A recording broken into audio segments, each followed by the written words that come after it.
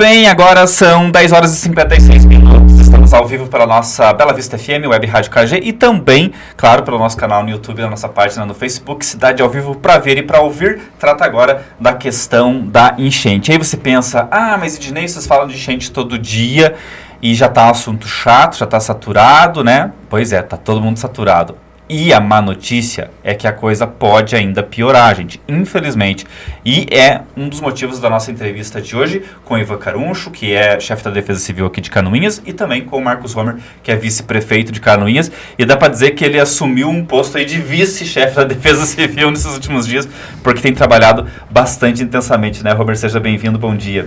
Bom dia, Ednei, bom dia, ouvintes. A questão nossa principal é que, querendo ou não, a gente teve muito auxílio, né, de várias entidades, mas a responsabilidade é sempre do executivo, né? É uma coisa que a gente gosta de frisar muito, que a gente não pode simplesmente delegar responsabilidade. A gente pode delegar obrigações, mas a responsabilidade é nossa.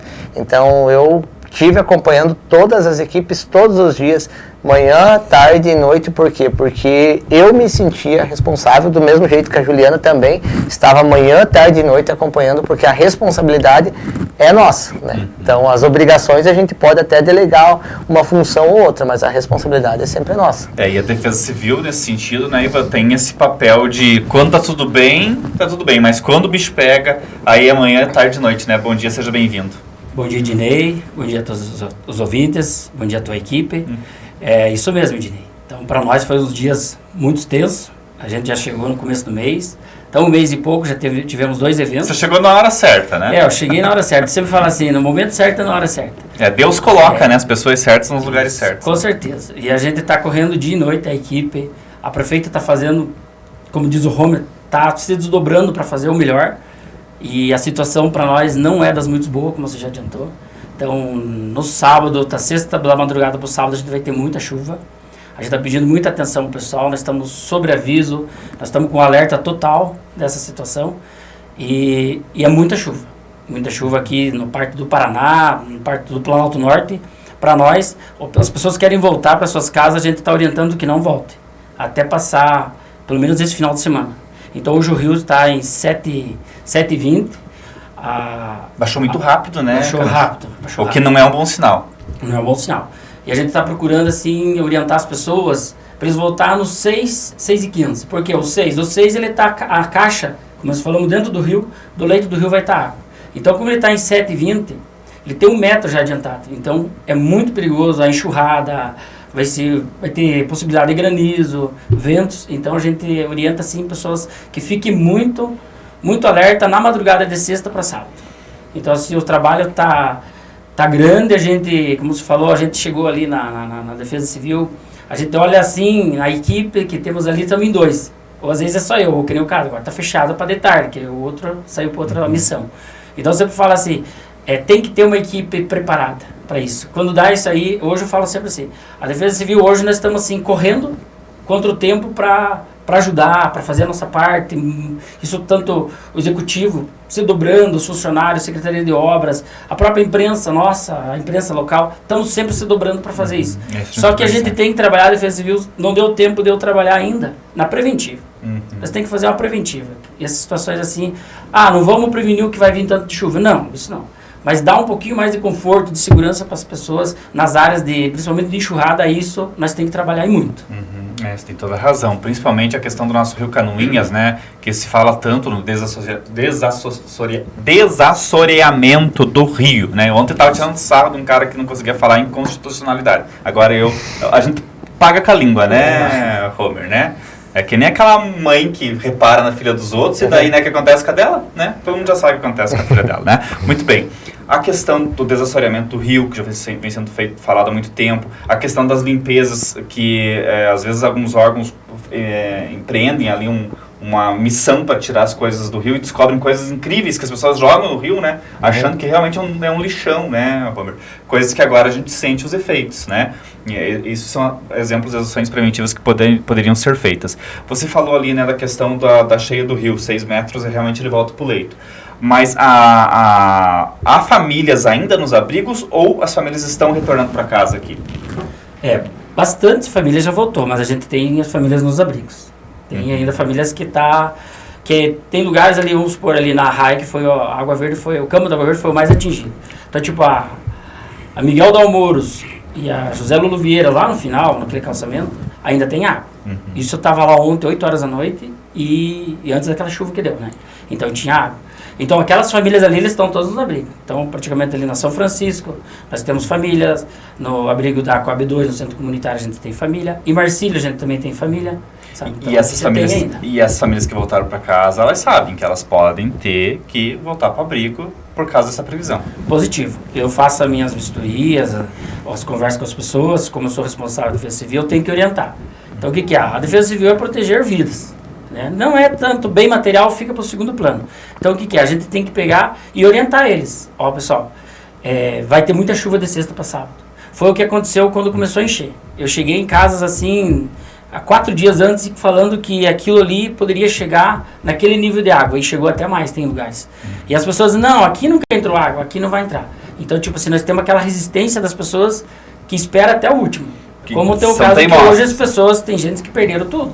Claro, quem quer sair de casa, né? Tua casa é teu templo, é teu lar, é o lugar que você se sente mais à vontade no mundo, né? E daí você vai ter que ir para um abrigo, conviver com outras pessoas, separado ali só por um armário, muitas vezes, né?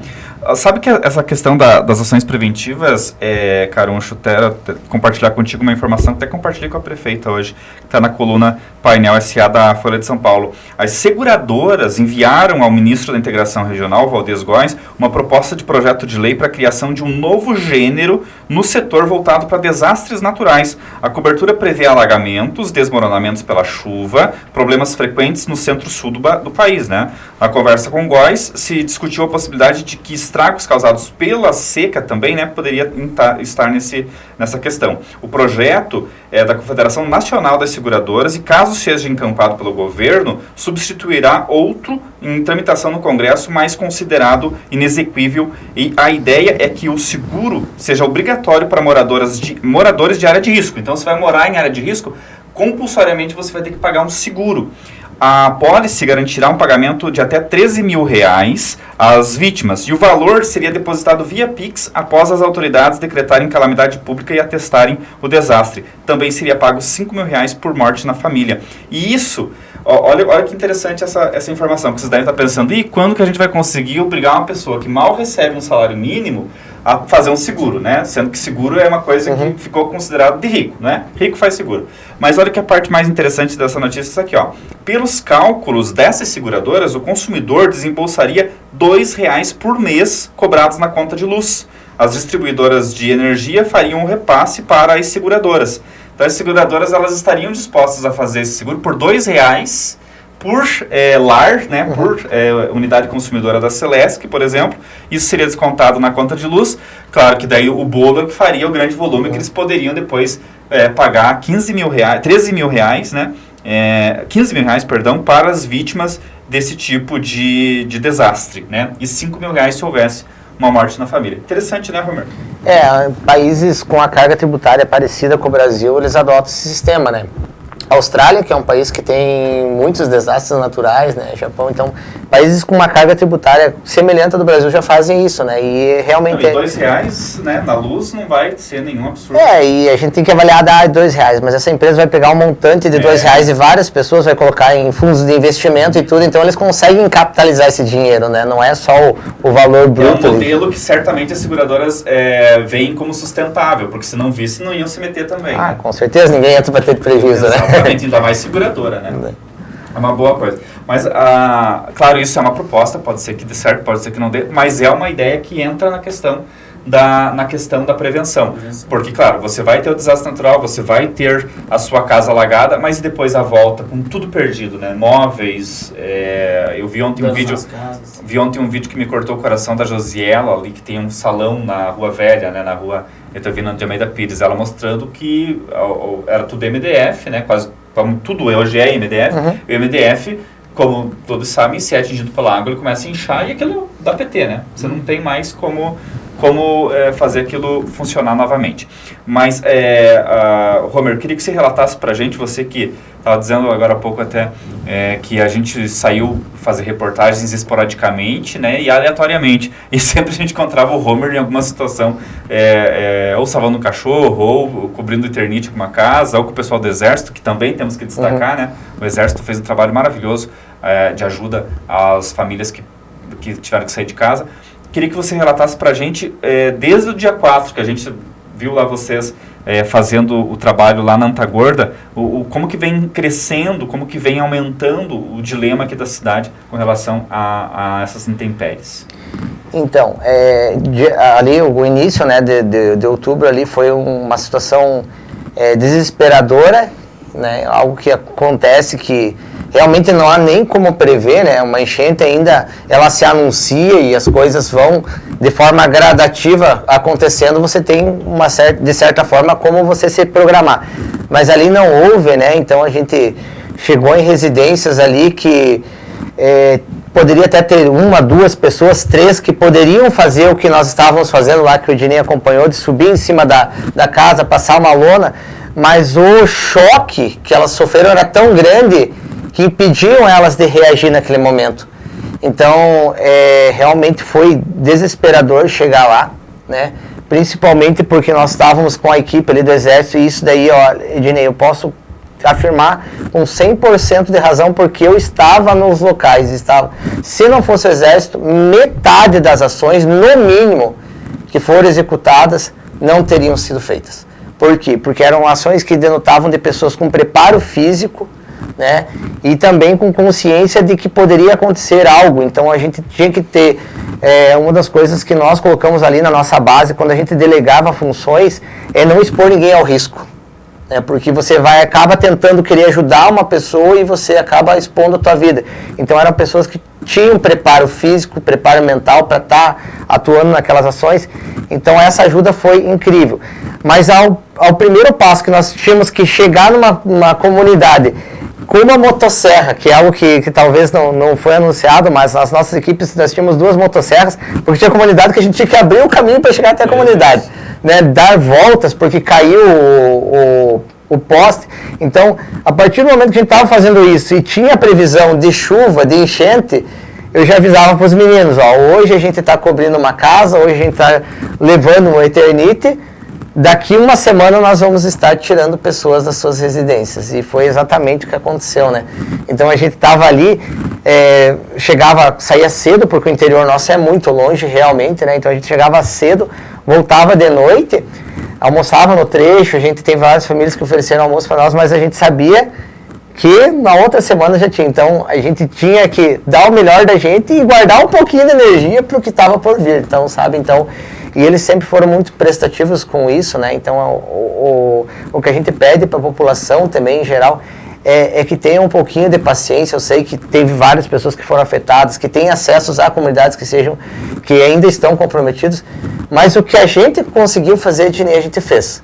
E até acho que mais do que poderia ter sido feito, né? Porque teve muita gente que colocou a mão na massa realmente, né? Que precisou ajudar nesse ponto.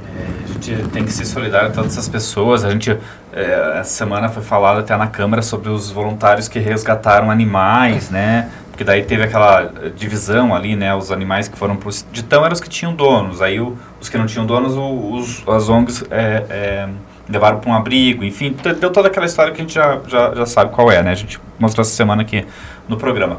Mas, enfim, é um trabalho de desprendimento, é um trabalho que eu chamo até de herói sem capa, né? De pessoas que simplesmente largam tudo, deixam de lado. Os próprios servidores municipais que trabalharam, que são contratados, são concursados para fazer outra coisa, né? Uhum. Mas se desprenderam disso e foram fazer esse trabalho de resgate, de ajuda dessas famílias que precisavam e muito, né? Então, é a nossa eterna admiração a todas essas pessoas que tiveram esse desprendimento, né? O Homer, quando você fala ali, né, poupamos esforço até pelo que estava por vir, na verdade tem mais por vir, né? Como muito bem destacou aqui o Caruncho, né? Então, esse final de semana tem uma previsão bem grande de chuva, né? E como esse terreno, ele não tem mais permeabilidade, então a probabilidade dessa água subir rápido da mesma maneira com que baixou é muito grande, né? Então a gente atenta para isso. As residências, a gente não sabe realmente, tem residência que agora que baixou a água, então ficou 1, 2 semanas embaixo da água. Então a gente não sabe como está a estrutura dessa residência também. Qual que é o risco real da pessoa estar ali, né? Então daí, se essa água vai vir com uma enxurrada, ela vai vir com uma pressão muito maior do que com que ela subiu. Então isso pode comprometer a estrutura da residência. Então por isso que a gente pede para as pessoas, olha, enquanto está ali no abrigo, que está seguro, a vida é mais importante que qualquer bem material. A gente sempre frisa isso. A vida é o mais importante. Claro que a gente não mediu esforços para retirar o que pudesse de bem material dessas pessoas. Teve um sábado, Ednei, que a gente chegou numa residência e que eles estavam fazia 4 dias no hospital porque a mãe da família estava dando à luz a um bebê. E quando a gente chegou ali, foi um dos momentos mais emocionantes que a gente teve, porque estava 10 graus, a água estava batendo no queixo, a gente tem as fotos, inclusive nós tudo encolhido ali, porque o frio estava batendo, a gente estava quase com hipotermia, e ele queria entrar, porque ele queria tirar o enxoval novo que ele tinha comprado para o bebê que tinha acabado de chegar, sabe? Então, era uma questão de risco, mas a gente se colocou no papel das famílias. Então, o que a gente pede para essas famílias agora é ter um pouquinho mais de paciência, ver realmente qual que vai ser o cenário desse final de semana, né? Está seguro no abrigo, não está passando necessidade, consegue se deslocar para o seu serviço, seus filhos conseguem ir para a escola, não existe alteração, claro que vai existir alteração na rotina, mas você consegue manter a tua família ali, mantenha. Né? Que a gente, depois, para retirar essas famílias é uma logística bem mais complicada, porque a água ela sobe rápido, a gente vai ter que retirar de qualquer maneira, né? O Harry vai pôr no ar daqui a pouquinho aqui uns vídeos que você me mandou de, acho que Felipe Schmidt aqui, né? Vocês estiveram de barco lá em Felipe Schmidt com o exército para atender famílias que estavam lá na ponta da cidade, né? Porque Felipe Schmidt é lá no limite com Irineópolis, né? Ali foi uma situação, talvez, a gente teve 2 situações de ajuda humanitária que foram extremas, que foi Estação Paciência, né? Então que eles estavam... Fica bem próximo, e o Rio Iguaçu, quando transbordou a borda, esses rios coletores que ficam na lateral do Iguaçu, eles transbordaram também. Então aquela localidade, ele não pegou água na localidade, mas elas estavam com...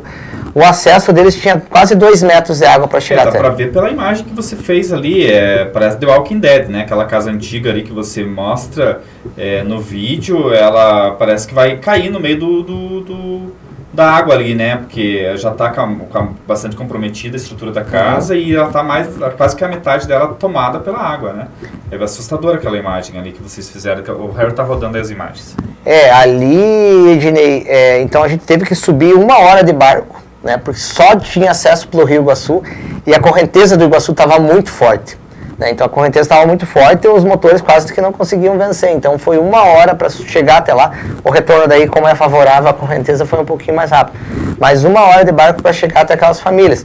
São famílias que têm condições financeiras de adquirir. Outra coisa que a gente frisa muito bem, que o desastre é o momento. Né? Então a gente tem que pensar nisso, que são famílias que tinham condições financeiras de adquirir alimentos, de manter o seu sustento, mas que por aquele momento de não ter acesso, eles precisavam da ajuda.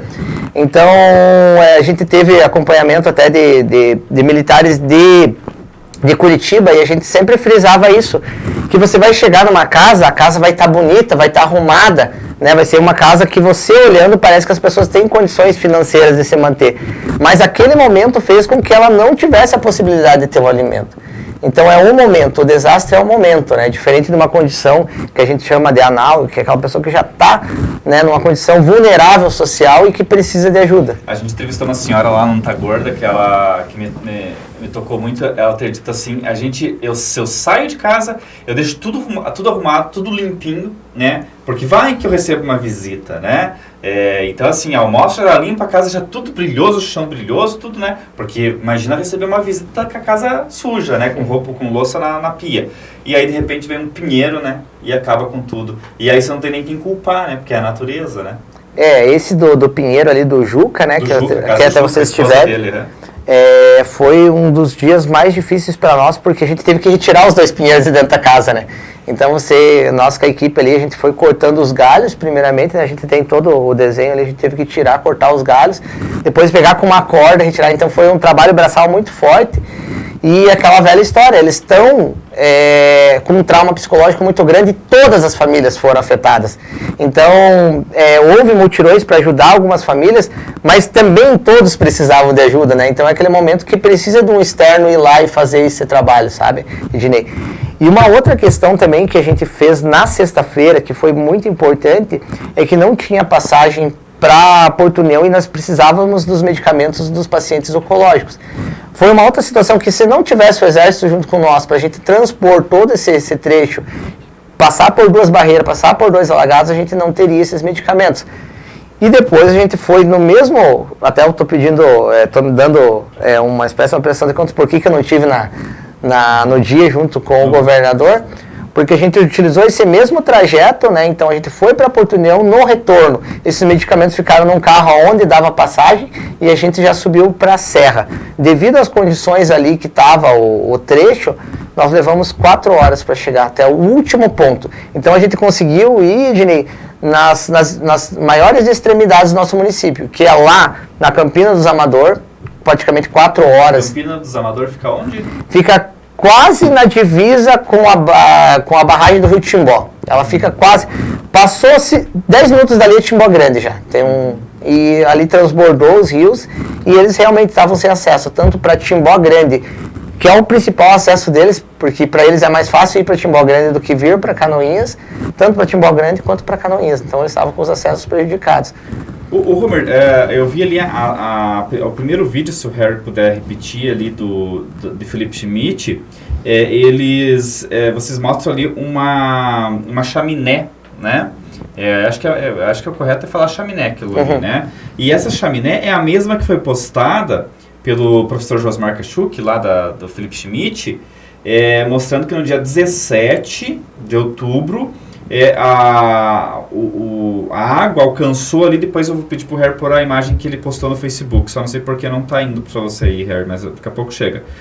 Ali ele mostra que essa enchente lá teria sido a 3ª maior cheia, né? Perdendo para 1983 e para 1992. Essa é uma polêmica até, né, Homer? Porque o pessoal fala essa é a 2ª maior, essa é a 3ª maior, mas é quase que impossível de você fazer essa medição, porque cada lugar é um lugar, pode ter chovido mais num lugar, menos no outro, o rio pode ter sofrido alterações, e com certeza sofreu alterações ao longo desses últimos anos, né? O fato é que, até a gente colocar uma matéria do pessoal polemizou, essa chaminé que vocês acabaram de ver aí, né, que eu tô falando, aí o pessoal polemizou, mas o fato é que a gente usou a metragem do Rio, né? Que em 2014 tinha dado uma metragem, o máximo que deu foi menor do que esse ano. Então essa seria a 2ª maior se comparado a 83, falando apenas no nível do Rio. Isso até eu expliquei pro Leonardo e pro Harry, que além do desenho pluvial ter mudado, né? Então, o nosso mapa pluvial mudou, as famílias também adentraram mais as regiões onde era de risco. Isso altera as coisas. Isso altera muito, tem aterros, tem tudo. Então, se a água lá em Felipe Schmidt, em alguns outros lugares, alguns marcadores, ela não chegou até aquele ponto da enchente de 83 ou a de 92, não significa que mais pessoas não foram atingidas. É muito pelo contrário, a cidade ela sempre vai crescendo na direção do rio. E vai ter mais gente afetada. Então, pode ter sido menor em volume de água, mas a quantidade de pessoas atingidas eu tenho certeza que beira de 83. O Harry pôs aí a imagem, né, da chaminé, então, que mostra ali o nível de 83, o nível de 92, e aí, claro, você vê o nível de agora. Não está ali considerando 2014, porque até onde a gente sabe, 2014 foi maior que 92. Mas, claro, a gente está falando de Felipe Schmidt, onde é outra realidade, se a gente pensar no Rio Canoinhas aqui, lá é o Rio Iguaçu, né? Que recebe água que vem de Curitiba. Exatamente. Então, 92 e 83 a gente teve uma chuva no sul inteiro. Então, a água ela veio de Curitiba, veio de todas as partes e desovou ali. A gente não teve um volume grande de chuva em Curitiba e essas outras regiões metropolitanas. Então, possivelmente, ali nessa bacia do Iguaçu, a água pode não ter chego nos níveis que tinha chegado. Mas aqui na nossa região, aqui na parte de cima, realmente, eu participei de 2013, foi 14, ajudei, fui voluntário em 2014, e eu tenho a total certeza que comparado a 2014, o impacto foi muito maior. Moacir está dando parabéns tanto para o Caruncho quanto para o Homer, né, pelo trabalho, e está lembrando que há 8 anos ele tem dado ideias, brigando pelo desassoreamento do rio, a limpeza geral do Rio Água Verde e do Rio Canoinhas, mas a Prefeitura, Meio Ambiente e Fátima não dão bola, não tomam nenhuma atitude, né? Maria Lima dando parabéns para a Defesa Civil, Gabriel Gomes dos Santos, meus cumprimentos também à Defesa Civil, né? Ednei, quero parabenizar o Homer pelo trabalho que ele fez durante a enchente em nossa cidade, tenho um carinho muito grande por ele, pois foi meu professor no Felistas, o Gabriel Gomes dos Santos, né? Tá te mandando aqui um abraço. O Helmut, abraço a você, Homer e o Caruncho, parabéns pelo trabalho, mas vejo que falta mais atenção para a Defesa Civil em todas as gestões, inclusive. Se for pertinente, gostaria de deixar algumas perguntas mais técnicas sobre as ações da Defesa Civil. Claro, contribui sim, com toda certeza, Helmut. Né? Quais as ações de prevenção previstas pelo plano municipal com relação a esse tipo de evento, que sabemos que em algum momento vai acontecer? Então o Caruncho falou, ele sumiu agora faz pouco, e já sumiu de cara, né, Caruncho? Mas existe esse plano, né? Sim, eu acho que quando cheguei ali, o meu plano era trabalhar na preventiva. Corretiva nós estamos fazendo agora. Então, tipo, se a gente tem um plano e a gente quer que a própria comunidade nos passe toda o era antes como está agora, a gente vai fazer uma ida no leito de todos os rios, né, desde ali do próprio do Fricasa, já falei com o pessoal ali, nós temos um problema muito sério na minha medicador. Qualquer chuvinha entra água, eles perdem móveis. A gente tem ali as pessoas ali que a gente conhece, as pessoas trabalhadoras, que ali estão terminando de pagar alguma coisa e já está perdendo. Então, tipo assim, ali a gente tem que fazer um trabalho ali, esse do Água Verde, do próprio Canoinhas, onde deságua aqui o nosso famoso valetão também, né? Então, tipo assim, aí meu plano ali, até quando fui convidado para a Defesa Civil, fiz um curso online na Defesa Civil do Estado. Então, eu tinha que atingir uma média. Isso não se fazia o curso para ter o conhecimento. E eu fui fazendo. Eu nunca fiquei tanto sentado na frente do celular para estudar. Então eu fui abrindo os estudos ali, fui indo, daqui a pouco já chegou a prova. Eu disse, já que eu estou aqui há 9 horas sentado, só levantava o necessário, eu vou terminar. E concluí e consegui pegar a média para um diploma. Mas é um conhecimento sempre para você chegar e dizer, então tem a preventiva, o evento que nós estamos passando e o pós. Então, tipo assim, é 3 fatores que tem que estar junto. Hoje nós estamos no pós. A prefeita tem falado muito no pós e ainda pensando que pode voltar, né? É isso. Então, tipo, a gente tem, e a gente está ali, atrás de conhecimento, atrás de ideias e recebendo aí ideias das outras pessoas, né? Que veem contribuir aí pro bem de todos, né? Tem gente que queria o caso, eu moro lá, não pega, viu? Mas eu vou te dar uma ideia. A gente vai estudar, hoje nós temos as portas abertas aí, a ideia do governador do estado, ele deixou bem claro que ele quer fazer isso, né? Então, nós queremos apoio da Defesa Civil, como estamos tendo, da Defesa Civil do Estado, né, o nome do Sargento Márcio, está dando suporte, o Jairo, que é o outro bombeiro que está ali, né, o CITISP, estão ali auxiliando nós, dando ideia, ligando, se organizando. Então a gente consegue ter um contato com eles e com certeza o Home também tem as portas abertas lá com o secretário, que é o Coronel Armando. Então, tipo assim, é uma coisa assim que a gente vai conseguir se aproximar deles, o próprio IMA, para as licenças, o que for para mexer, o que for...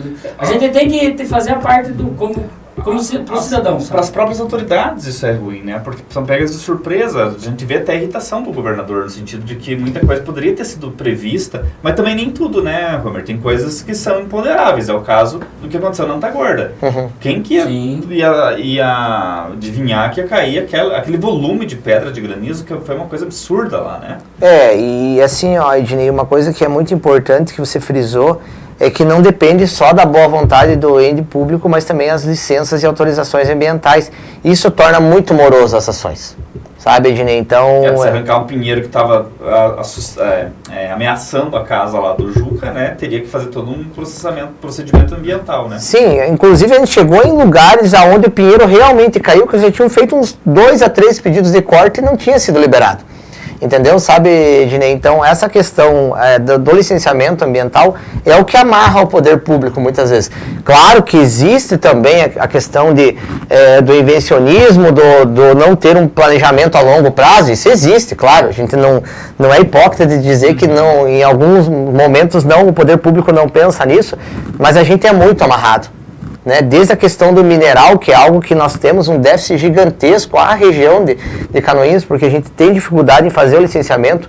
Agora o decreto do governador Jorginho veio a nos acudir de forma, digamos que imediata, porque a gente não vai precisar fazer alguns licenciamentos, mas o longo prazo, que é o que passar dos 120 dias do decreto, nós vamos ter dificuldade, sim.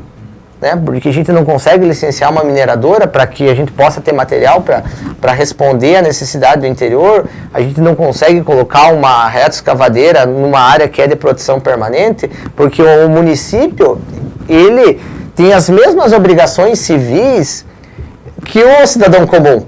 Nós também podemos levar multa, nós também podemos ser presos, inclusive por um crime ambiental. O CPF do gestor pode ser comprometido, né? Sim, tudo que foi assinado hoje de ajuda, vamos pegar, por exemplo, por que eu, mesmo assim, tendo dado no centro da cidade, tendo dado uma parada um pouco da situação de retirada de famílias, eu continuo acompanhando todas as entregas de material, o Caruncho também, todo mundo tem acompanhado, porque na prestação de contas é o meu CPF e da prefeita que está lá.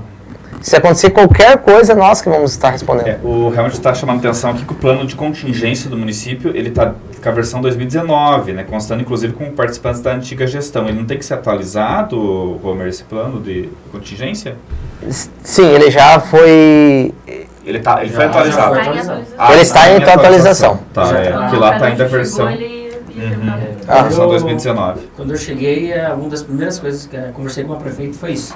A gente atualizou alguns dados ali, que era o ponto e os abrigos. E a gente já encaminhou o gabinete. Esse já foi apresentado. E assim, Ednei, a questão da resposta pro desastre em si, a gente, de certa forma, conseguiu ser muito efetivo, né? Então, apesar de ter ali, naquele momento, que subiu muito a água ali, ter sido corrido e tudo, mas a resposta nossa, a questão do zelo com as alimentações das pessoas, né? Então, todas tiveram refeições e tudo. Então, essa parte da resposta, ela houve, sim, certo? Então, teve coisas que o desespero fez com que, às vezes, a gente pecasse, mas é aquele momento que realmente é passivo de erro, né? Você tá com o teu psicológico abalado, você consegue, mas a resposta nossa e a organização, vocês que estiveram lá na base, ela foi muito bem feita, né? Foi muito bem feita. Resta agora nós terminarmos esse plano de contingência, porque para a gente ter, de certa forma, um roteiro, né? O plano de contingência, o que é? Um roteiro a ser seguido, que isso é muito importante. Inclusive, vai ser positivo, porque nós notamos que algumas ações que não estavam em planos de contingência de município nenhum, nós vamos colocar no nosso. Primeiro, os abrigos, né? A logística dos abrigos. O que você pensa primeiro, ginásio de escola e tudo. Mas se a gente tiver um ponto que não dificulte o calendário escolar e que também a gente possa ter uma estrutura de cozinha, de banheiros, a gente pode colocar esse ponto. Se a comunidade realmente é passiva de a gente utilizar esses locais, a gente vai fazer. Então, foi algo que agora, nós tendo esse evento, a gente vai poder tornar o nosso plano muito mais completo, né? Certeza. Muito mais efetivo. Você está criticando a burocracia do IMA, né? Mas enfim, né? Chovendo molhado criticar a burocracia no Brasil como um todo, né? Agora a Ampla Norte, ela tá aderindo ao modelo de alguns licenciamentos poderem ser feitos na prefeitura, né? Então, os entes municipais, né, o executivo municipal vai poder fazer muita coisa, né? Então, isso daí vai, de certa forma, ajudar, porque muitas vezes o executivo está ali sentindo na pele, né? Ele vai chegar com aquela visão de que realmente o pinheiro pode cair na casa da pessoa. Com mais seriedade. Não é olhar uma foto, né, que muitas vezes a gente pensa, né, a pessoa tirou uma foto, mandou, mas a visão de quem está vendo a foto é uma, mas de quem está tirando é outra, né? Então, a gente vai poder ter essa aproximação. Muito bem, ontem vocês viram aqui a prefeita Juliana Maciel Hoppe falando sobre os prejuízos no agronegócio, passando de 63 milhões, e ontem à tarde a gente conversou com o Luiz Mário Dranca, que é o secretário de Desenvolvimento Econômico de Canoinhas, e ele falou sobre os prejuízos para o comércio, a indústria e o setor de serviços. A gente gravou um boletim que vai rodar daqui a pouquinho, ao meio-dia, no Balanço Geral da NDTV, mas você vê esse boletim antes aqui no Cidade ao Vivo, vamos assistir. Pois é, Sabrina, ontem a gente trouxe para vocês aqui no BG aquela informação de que o prejuízo no agronegócio passou de 60 milhões de reais aqui em Canoinhas, valor ainda subestimado, segundo a Defesa Civil e a Prefeitura de Canoinhas, a prefeita que a gente ouviu ontem, inclusive.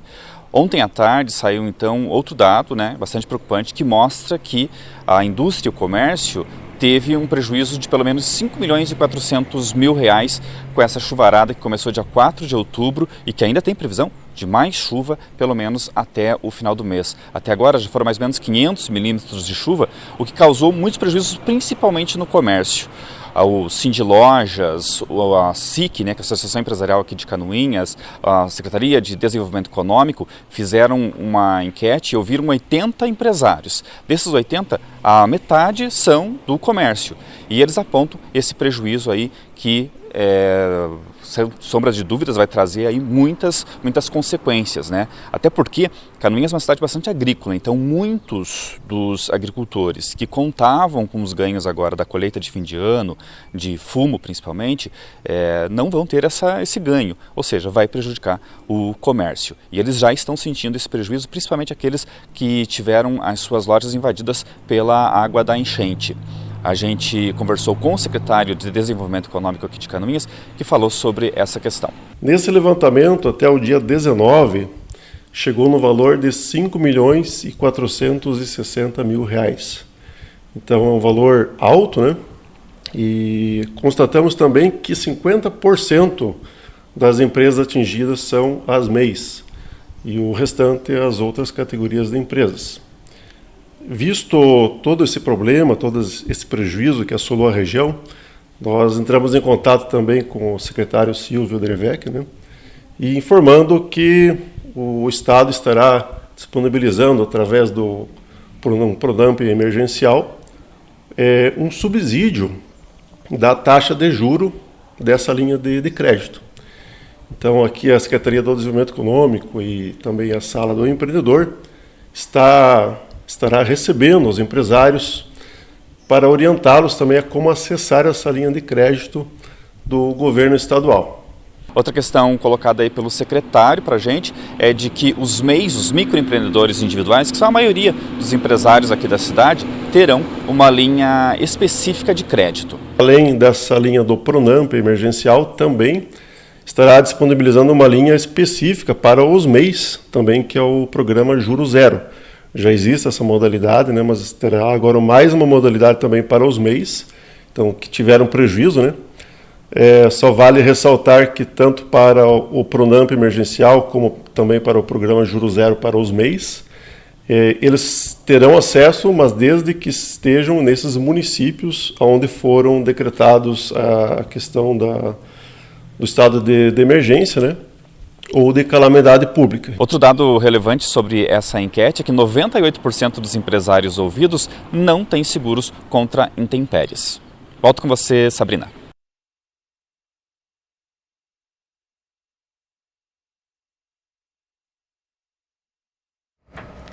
Tá aí, complementando a nossa conversa aqui, então, a fala do Luiz Mário Dranca sobre a questão das perdas no comércio, na indústria e no setor de serviços. Vou encerrar aqui a entrevista, então, agradecendo o Caruncho, primeiramente, deixando espaço, porque eu tenho certeza que você quer fazer um apelo para a população, deixando alerta, não querendo alarmar, Caruncho, mas, infelizmente, as notícias não são positivas.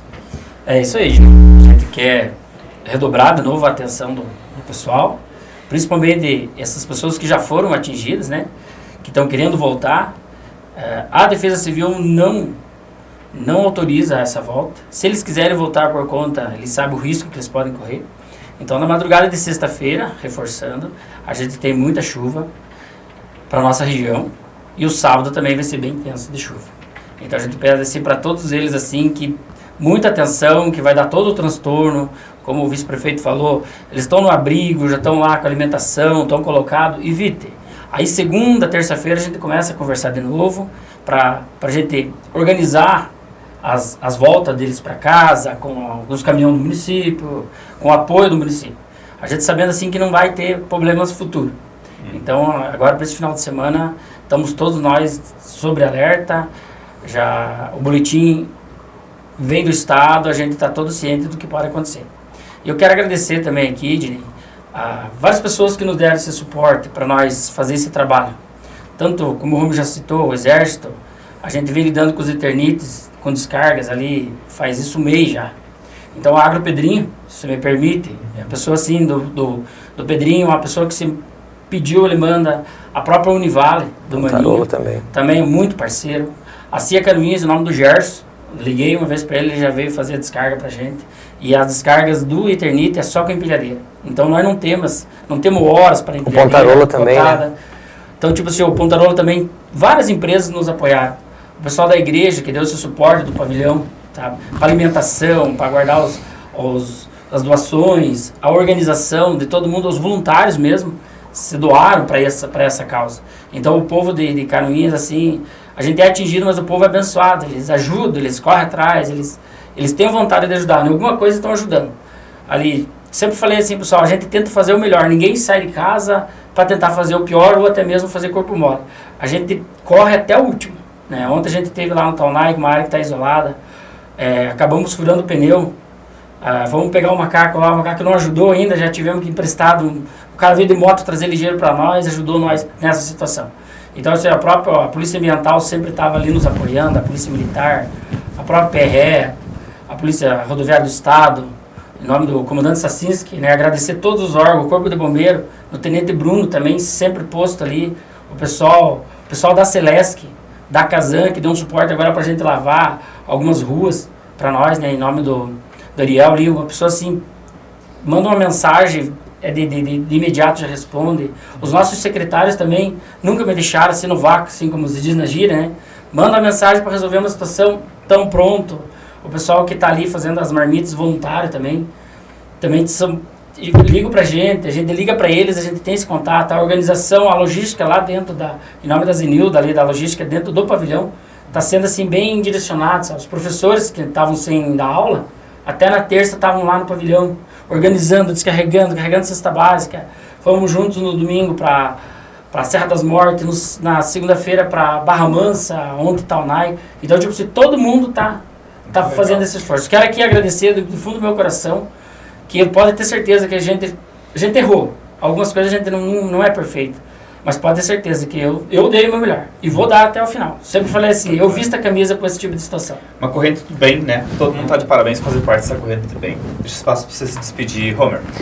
Então, eu gostaria de agradecer realmente, nomear aqui pessoas. Eu digo assim que, como o fardo era tão grande, cada um que tira um pouco desse teu fardo, ele realmente ele deve ser homenageado. Então, agradecer a todos que ajudaram, até a todos que compreenderam, né, porque a gente estava numa situação de emergência e muitas vezes o município continua rodando, né, então as coisas têm que continuar acontecendo, né? Tem que continuar acontecendo, então aquelas pessoas que tiveram um pouquinho de paciência, de esperar, olha, mandava mensagem, eu sei que vocês estão trabalhando, então quando tiver um tempinho que as coisas melhorarem, você consegue ver a minha situação. Então isso é algo também que é importante a gente agradecer ao canoinhense que teve essa compreensão, que tudo que a gente tinha praticamente de material humano, nós estávamos empregando nisso, né, numa situação de emergência. Então agradecer a todos, aos familiares também daqueles que se dedicaram, porque querendo ou não, eu estou há um mês sem ver minha mãe.